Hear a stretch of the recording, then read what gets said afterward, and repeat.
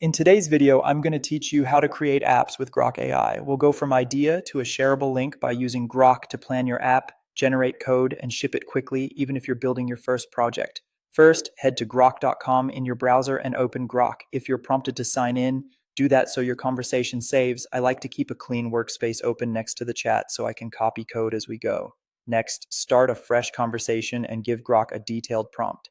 State your app's purpose, the key features, and your target platform like web, iOS, Android, or desktop.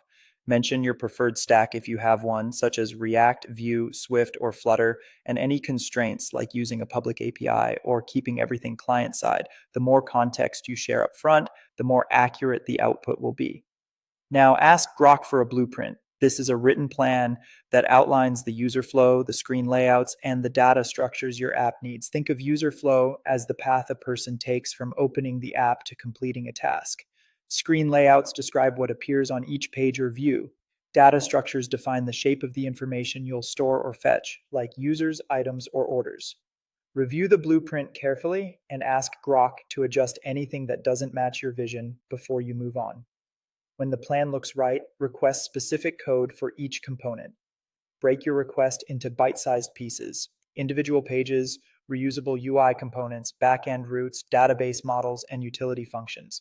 Ask Grok to include file names, folder structure, dependencies, and brief setup instructions so you can drop the files straight into your project. Paste the generated code into your development environment, whether that's a local editor or a cloud workspace. Run the project. If you hit an error, copy the full error message and the related code back into Grok and ask for a fix and an explanation. Iterate quickly, apply the patch, run again, and repeat until the build is clean. Be cautious not to paste secrets or access tokens into the chat. Replace them with placeholders when you share logs. Once it's running locally, deploy. For web apps, services like Netlify or Vercel make it simple. Connect your repository, set the build command, choose the output directory, and add any environment variables securely. If you're using Replit, the deploy button gives you a quick live link in just a few clicks. That's the flow: prompt, blueprint, code, iterate, and deploy with Grok to turn your idea into a working app.